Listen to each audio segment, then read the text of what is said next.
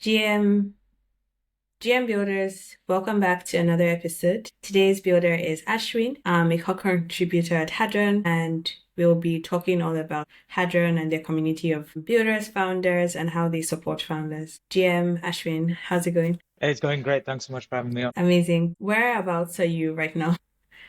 I am right now in a co-working space in Dubai. Yeah, Nice. I'm outside Thank right now. you. That's not the background that I have at home. I have something a bit more tasteful. No, it's like I like that there's a sunshine at the background. It looks really nice. I'll take it. Um, So I'm really interested in learning more about you as a builder, like your journey into Web3 and how you ended up at Hadron as a co-contributor, kind of what you do there. Yeah, okay, sure. So I've been a founder twice. I set up two different companies in the past, one small exit. Both of them were in the Web2 space. But I've always been sort of curious about crypto, right? Mainly trading, like an outside-in perspective. After being a founder, I was also in VC for about 4 years. So primarily deep tech VC, so a lot of AI, robotics, a bit of bio bets. And I'd always see like sort of decks of like crypto startups, and I found it fascinating. It just so happened by chance that I got connected with a few folks that were thinking of starting something like Hadron, and they were like, "Hey, you might be like a really interesting fit. Do you want to try it out?" And I thought, "Yeah, why not?" So I accidentally stumbled into something really cool, and I've been enjoying it ever since. Nice, amazing. So this is a good time to ask, so everybody is on the same page and we have like a baseline understanding. What is Hadron? Hadron is it's essentially an accelerator, right? We're a platform to help founders become better versions of themselves. And we do it mainly through community. So we bring really interesting founders together. We have founder programs that like most accelerators would have, but really our objective is to help founders help themselves. So that's essentially what we do. So our programs are stuff like boot camps around like a certain vertical. Like recently we just did one for all founders working in like the payment space. Next we're going to do a boot camp for all founders in like AI and crypto. And then yeah, really just get people together and help them help each other out. That's it. Nice. I love it. So that is what Hadron is about. How can founders or builders join the accelerator or the community or the very many events that you host? The best way really is to be referred. I think referrals have like super high quality signals, and we're very curative of the kind of builders that we invite into our community. But other than that, obviously, just keep an eye out for us on Twitter, follow our website as well. And we keep launching new programs and events over there. And that's the best place to find out, what we're up to and apply it, right? So yeah, it's quite straightforward. Okay. Follow-up question to that. The events that you host, are they like also like you have to get referred or like invited or like people can apply? No, I mean, it's open to everyone, right? The only thing that I'd say is that we want to make sure that the quality of the room is good. And we like to keep our events small as well, right? When you have like a smaller room, smaller audience, it's a lot easier to be intimate. And I don't mean that in like a sleazy way, but like really to like connect and vibe with people. It's just hard to do if you're in like a massive conference kind of thing, right? So yeah, like our guest lists are kind of like limited. We have limited capacity, but I always like meeting new people, right? And our founders like meeting new people as well. So whenever we post something, it's always public as well. So even if you don't know anyone, you can always feel free to apply. And if there's something interesting in sort of your profile or application, I'll always hit you up, right? And extend an invite to you. Yeah, I love that. So I will keep an eye out for any of your events that look interesting, and I'm sure people listening would do that too. Still speaking on events, there was something you said, which is something I've seen Hadron talk about often, is that curated events are much better than conferences and bring more value to founders. I'm really curious about what you may have noticed curating this kind of events, putting really interesting, driven, hardworking founders like in a room together. Like what kind of things like happen in the moment? What kind of things happen like in the weeks after, and what kind of things like happen like much longer term over time? So I'm just going to repeat that question to make sure I understood. Like, it's what happens during the event and what happens after the event. Is Yeah, that exactly. the gist of it? Yeah. Yeah. Okay, so we do a few different types of things, right? So we have like longer format like programs. So our programs would run anywhere from like, a couple of weeks to maybe a month and a bit, right? So this is sort of like a very small work group that we put together of like 15, 16 founders that are like at a similar space. And those programs usually consist of like expert-led sessions. And there it's sort of like, let's pull the curtain back a bit, put the recording off, and let speakers be real, right? Let them say stuff that they otherwise wouldn't say in the public, and create like a very comfortable environment for people to be like just raw and honest with each other. Those programs also have like co-founders working together, right? So they'll form like small little work groups and share insights, notes, and also compete with each other, right? Like being a founder is at the end of the day a competitive journey too. And then it typically wraps up with like some sort of a demo day because our end goal is to help founders succeed, right? And capital plays like a big part of that. So that's how like the programs kind of work. The other meetups are purely social, right? What happens there? Like people connect, they talk about stuff. It's not very transactional. It's more like, hey, let's let our hair down a bit and chill and just genuinely connect, and try and make new friends in the space.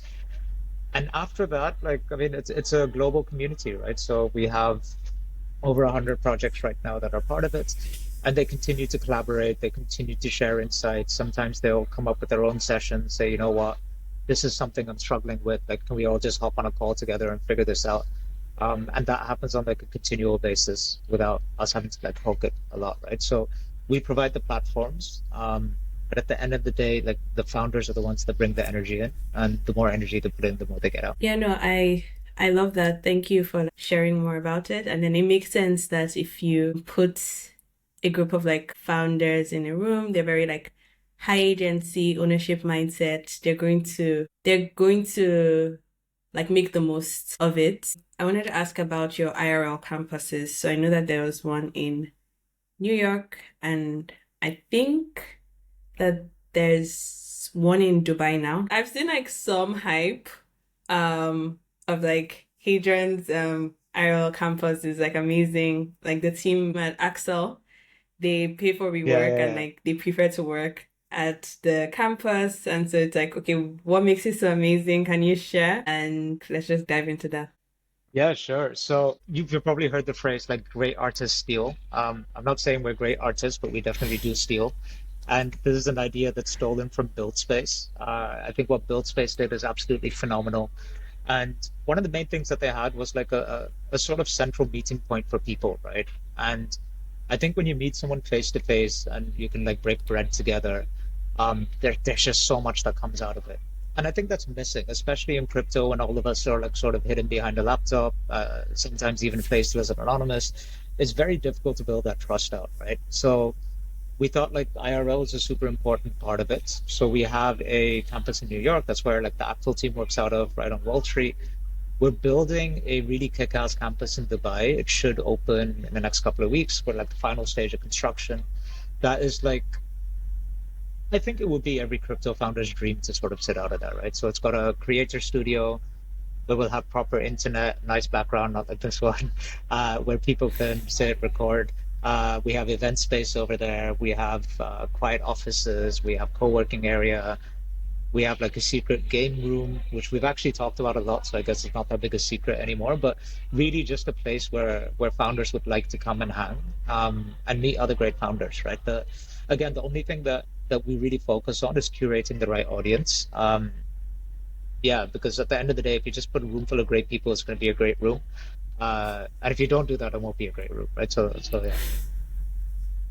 Yeah, no, I love it. And I don't even know why I'm looking forward to the one in Dubai because I'm not in Dubai. But I'm really excited about like things like this. Come visit. Hopefully, I get to visit, or I don't know if you guys have plans to open up one like closer to me, but let's see how it goes. Also, Let's I see how love it like the goes. reference to like exactly. I love the reference to build space.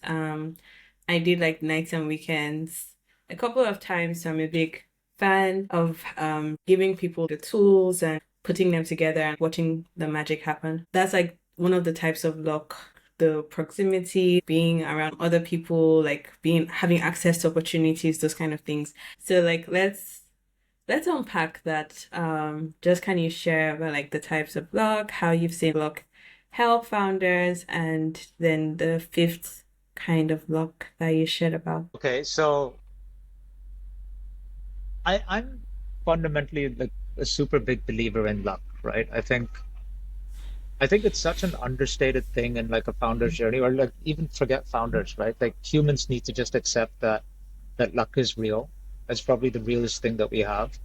Um, and we also need to accept that we can actually control it, right? Luck is a function of a lot of things that you put in to make yourself lucky. And yeah, in general, we look down on people that get lucky, right? Like, oh yeah, they just got lucky. It's like that. Like they did something to get lucky, right? So the four types of luck, again, a lot of people have like sort of written about this. The tweet that you mentioned, I think the obvious ones are sort of like luck through knowledge. That's like, being aware of what's happening that allows you, that gives you the opportunity when the opportunity pops up, right? Like if you weren't reading about stuff like Bitcoin and cryptography and all that, then you wouldn't have gotten lucky back in like 2010 or 2011, whenever like it took off, right? Um, there's also luck by action, right? Like if you sit in a room, then chances are nothing's going to happen. But if you go out and kick some dust, then something happens, right? Like you need to be moving to like create luck. Um, and so on and so forth. But I think the one that's really understated is luck by environment. And one thing that I think about a lot is like as a kid growing up, my mom used to always tell me like, you should hang out with that friend a bit more. Like, look at them, they're doing really good, right? Like, why don't you be more friends with them? Or you shouldn't hang out with this person. And at that time, I would like be like, man, like, what the hell? Like, they're my friends. Like, who cares if they suck at school or this and that? Like, we're just friends. I control my own like sort of destiny environment, right? And the more I grew up, the more I realized like all the good stuff that's happened to me has been a function of the people that I hang around with, right? Like we are tribal by nature, and tribes work by sharing resources, sharing winnings, being there when you're sort of down. And it's like just fundamentally human nature. So if you put yourself around people that are good and people that tend to make a habit out of being lucky, chances are that you'll get lucky as well, right? Like, I think the analogy that I used in the tweet was like, if you want to get struck by lightning, like stand next to someone that gets electrocuted a lot, and I believe in it. Um, and I think we need to do more of that, right? Like find good people and just surround yourself with them, and you never know what can happen. And it also extends, like if you look at, you look at the entire PayPal mafia, right? They all work together and they're all incredibly lucky. And I would bet like my bottom dollar that they helped each other out, right? Either directly with like an introduction or a tip or whatever, or indirectly just through like sheer competition, right? Like just looking at other people and being inspired and going for it. So I think who you surround yourself with is super important. And founders specifically, I think good founders should surround themselves with other good founders. Like surround yourself with people that kind of make you uncomfortable. Surround yourself with people that you're kind of jealous about. Um, don't surround yourself just with people that you feel better about yourself about, because like that's not really going to get you anywhere, right? So yeah, that's a very long-winded way of saying like just be around great people. No, I love it. It's clearly something like you're passionate about. So that was like a passionate answer, like not really long-winded. But yeah, thank you for sharing. And I definitely agree. Like as you were talking, I was just thinking back and so many opportunities I've gotten from being around people, following people, being in a group chat with people, going to an event and then hearing something, and there's definitely a lot to gain from surrounding yourself with the right people. And it looks like that's what Hadron is trying to do for all the founders in your community. So I love that. Okay, so you said you've been a VC for a while, but also like you've been contributing to Hadron for a while. I'm really curious about what are some of the like trends that you've noticed in just like what people are building. I think the most interesting trend for me, okay, I'm not going to directly answer your question because I think I have like a better answer, right, than what are people building. I I find it fascinating to see how it's changing, like how people are building, right? If I sort of look back, even in my days at VC, right, like a lot of founders used to come up to me and like other VCs and sort of understand like what's hot, what's not. And the question that they had in their mind was, what can I get funded? Because I need capital to do this shit. So let me go build in that space, right? So you had a lot of very smart founders that had okay-ish conviction, but their conviction was mainly sort of like pulled by narratives and by what the outside market wants, right? I think what I'm seeing now for the first time, especially with sort of how easy it is to do fair launches and sort of get capital in like alternate ways, even like community-led funding. Seeing more and more founders build stuff because either they have a lot of conviction in it, which I think is great, or they're just doing it because it's fun, you know? They're just like, fuck it, like I want to do this, so I'm gonna do it. I don't care if there's a VC that's gonna fund it or not. Like I will just go ahead and do it and then let's see what happens. Like at least I can buy that initial 1 year, 2 years runway or 6 months runway, whatever it is. There are alternate ways to fund it. I think that's super cool. I think it's super interesting as well.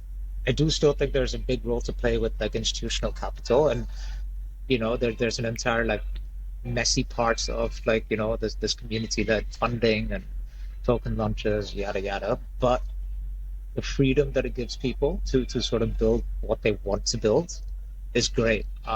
And that's the main thing that I've noticed over the past, like I would say 4, 5, 6 months, right? Yeah, that people are really doing that.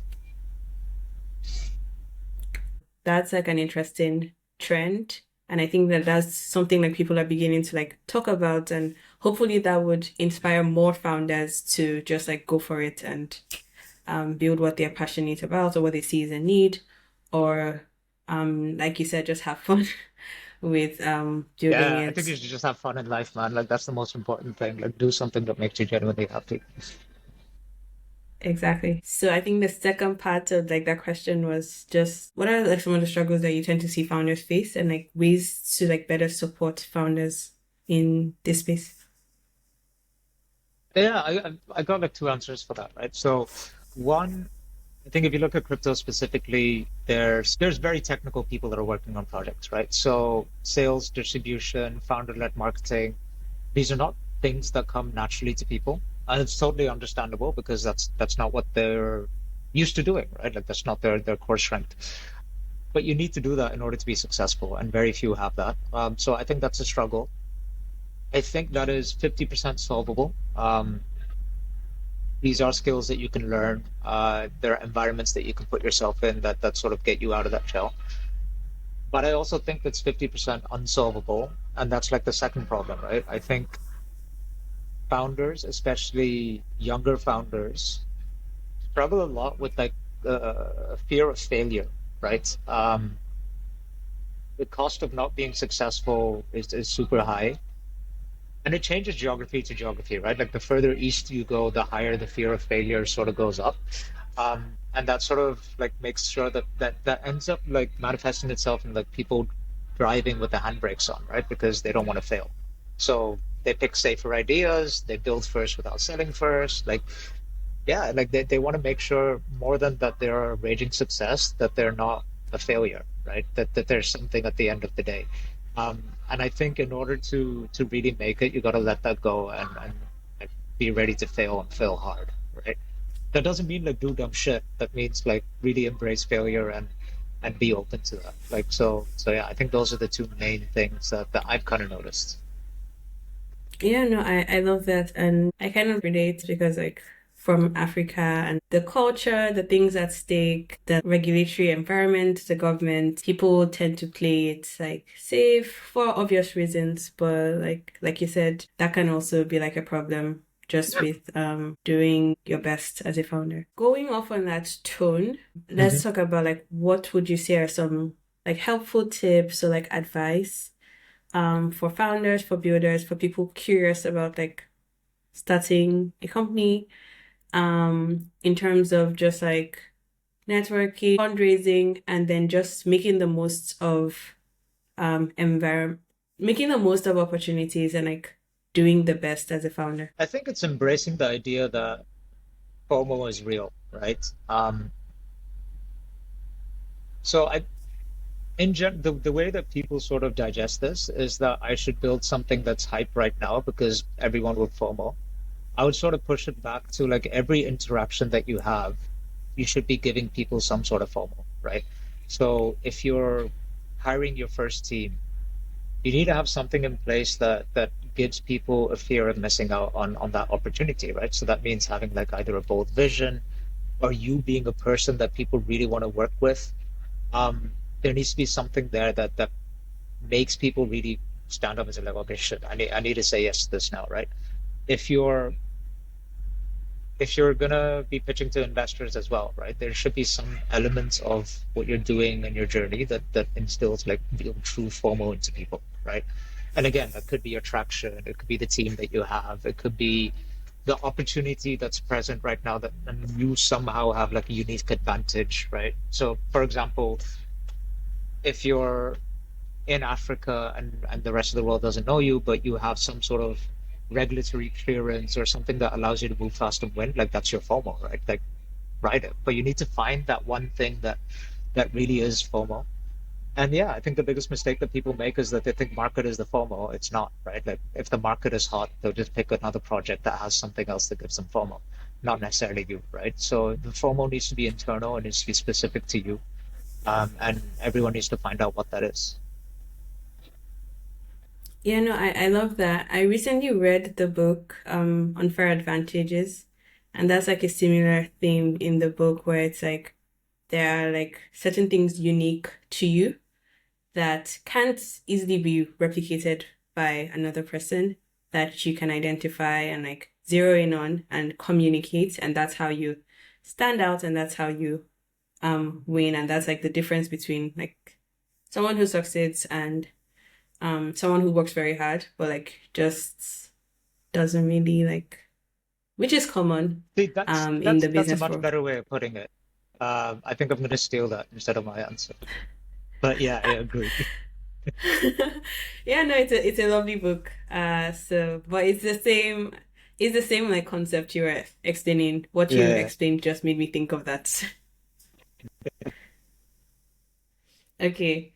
So I think that now we're just going to move on to a more rapid fire, personal, less serious questions about you. So the first one would Okay. be when you're not building, when you're not working, when you're not supporting founders, what do you do for fun on and off chain? Um, on chain, it's easy. Like I trade shit coins. I find it genuinely fun. I think it's a very great product. Yeah, I enjoy it.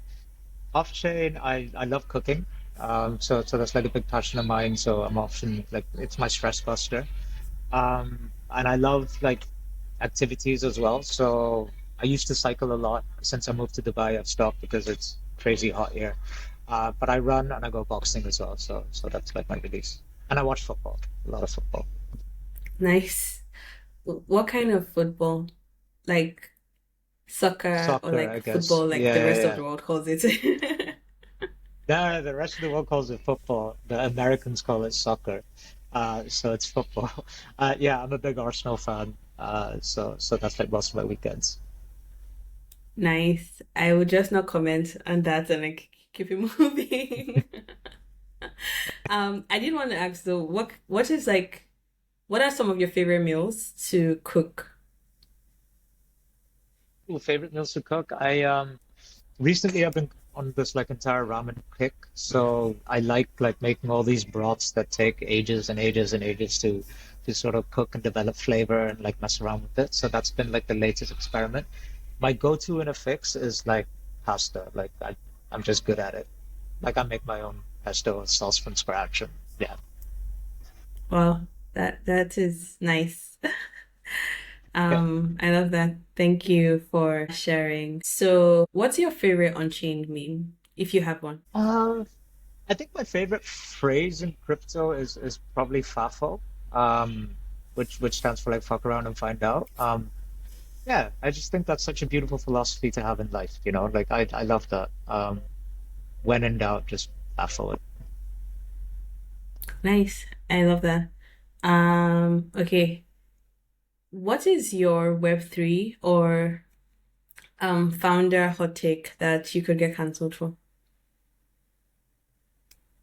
Left career founder hot seat I get cancelled for. Ooh, there's a lot. Okay, I'll give you two, right? One, I think this will piss a lot of people off, but I mean it in like good spirits. Not everyone should be a founder. I think a lot of founders that I meet should just be builders and get a job. It's a very nice life.